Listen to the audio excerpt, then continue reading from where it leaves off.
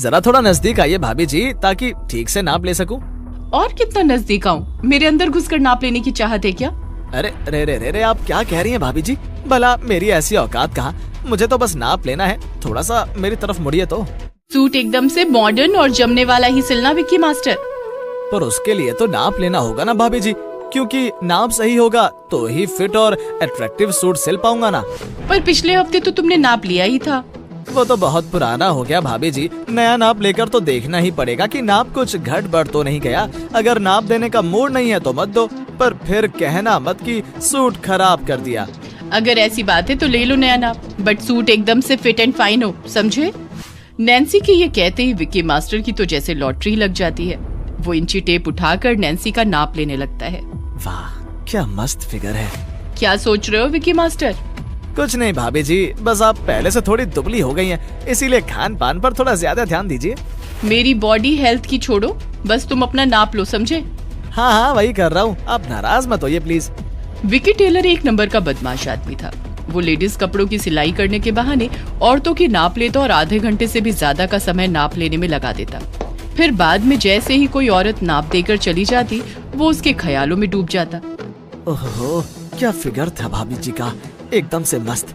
तू तो बड़ा लकी है बे विक्की मास्टर, हर रोज नए नए फिगर देखने को मिल जाते हैं। हे भगवान, मुझे हर जन्म में दर्जी ही बनाकर रखियो। नैन्सी गायत्री की मंझली बहू थी। उसकी सबसे छोटी बहू का नाम रूपा था और सबसे बड़ी बहू का नाम रचना था। उसकी दोनों छोटी बहुएं नैन्सी और रूपा मॉडर्न थी, जबकि सबसे बड़ी बहू रचना बहुत ही संस्कारी बहू थी। एक दिन रचना गायत्री के लिए चाय लेकर आती है। पाँव लागू माँ जी।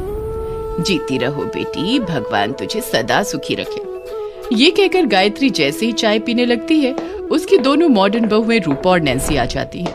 वो दोनों नए डिजाइनर सूट सलवार में खूब जच रही थी। अरे वाह बहू, सूट सलवार तो बड़े ही खूबसूरत सिलवाए हैं, जरूर विक्की मास्टर से सिलवाए होंगे।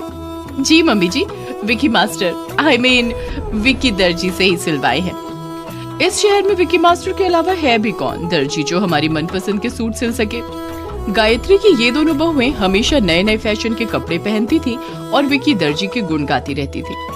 नए नए डिजाइन और फैशन के कपड़े सिलवाने के चाव में वे विक्की मास्टर की बदमाशी को हमेशा नजरअंदाज कर देती थी और हर तीसरे दिन उसे नाप देने के लिए तैयार हो जाती थी। जरा थोड़ा नजदीक आइए भाभी जी, ताकि ठीक से नाप ले सकूं। और कितना नजदीक आऊं? मेरे अंदर घुसकर नाप लेने की चाहत है क्या? अरे रे रे रे रे, आप क्या कह रही हैं भाभी जी? भला मेरी ऐसी औकात कहाँ? मुझे तो बस नाप लेना है, थोड़ा सा मेरी तरफ मुड़िए तो। गायत्री की छोटी बहुएं जितनी अधिक मॉडर्न और फैशनेबल थी, बड़ी बहू रचना उतनी ही सादी और संस्कारी थी। वो हमेशा साड़ी पहनती और चेहरे पर घूंघट तान कर रखती। इसीलिए एक दिन गायत्री ने कहा, रचना बेटी, तुम क्यों गए जमाने में जी रही हो? हमेशा साड़ी और घूंघट में परेशान हो जाती होगी। तुम भी एक दो सूट सलवार सिलवा लो। मैं ऐसे ही ठीक हूँ माँ जी। अरे कैसे ठीक है? छोटी बहुओं को देख, रोज कैसे नए नए डिजाइन के सूट पहनती हैं। फिर तू क्यों ना पहने? हाँ, तू क्या बहू नहीं है? गायत्री के कहने पर रचना सूट सलवार सिलवाने के लिए राजी हो जाती है और फिर गायत्री अपने बेटे सौरभ से कहती है, बेटा सौरभ, ऑफिस जाते समय बहू को अपने साथ ले जाना और इसे 2-4 सूट का बढ़िया सा कपड़ा दिलाकर विक्की दर्जी की दुकान पर छोड़ते जाना। ठीक है माँ। गायत्री के कहने पर सौरभ रचना को अपने साथ बाजार ले जाता है और उसे सूट सिलाने के लिए कपड़ा दिलाकर विक्की दर्जी की दुकान पर छोड़ देता है। कहिए क्या सिलवाना है?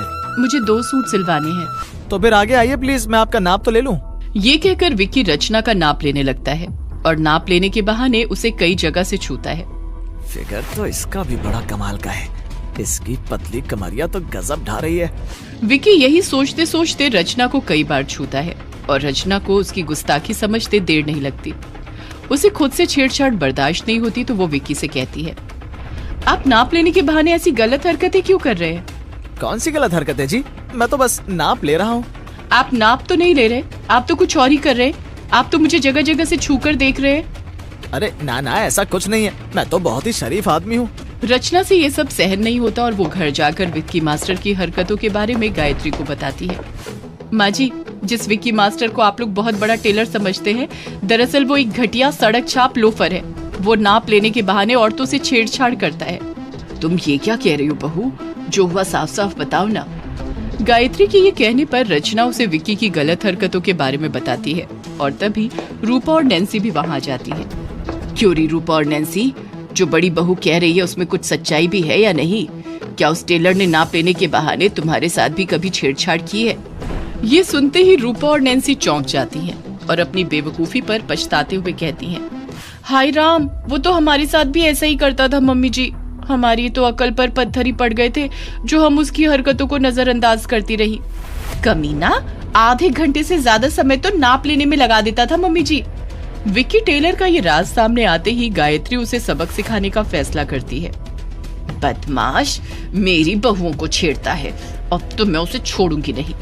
गायत्री अपनी बहुओं को साथ लेकर उसी समय महिला थाने जाती है और महिला पुलिस अधिकारी को सब सच बता देती है। महिला पुलिस अधिकारी को जैसे ही ये रिपोर्ट मिलती है, वो स्वयं ग्राहक बनकर विक्की दर्जी की दुकान पर पहुंच जाती है। मास्टर जी, सूट बिल्कुल सही नाप का होना चाहिए ताकि पहनने में फिट आ जाए। ओहो, आप चिंता मत कीजिए, बस आगे आकर नाप दीजिए। ये कहकर विक्की मास्टर पुलिस अधिकारी का नाप लेने लगता है और फिर अपनी आदत से मजबूर उसके साथ भी वही करने लगता है जो और महिलाओं के साथ करता है था, मगर इस दफा उसका पासा उल्टा पड़ता है। जैसे ही वो महिला पुलिस अधिकारी के साथ छेड़छाड़ करता है, वो उसके गाल पर जोरदार तमाचा जड़ देती है। बदमाश, टेलरिंग की आड़ में महिलाओं से छेड़छाड़ करता है, तू जानता भी है मैं कौन हूँ? आप कोई भी हो, मुझे क्या? अच्छा, तुझे क्या? एक बार थाने चल, फिर तेरी हड्डी पसलियां तोड़कर बताती हूँ कि मैं कौन हूँ। ये कहकर महिला पुलिस अधिकारी द्वारा विक्की दर्जी को गिरफ्तार कर हवालात में डाल दिया जाता है और इस तरह उसकी अक्ल ठिकाने आ जाती है। वो अपनी गलत हरकतों पर पछतावा करता रह जाता है।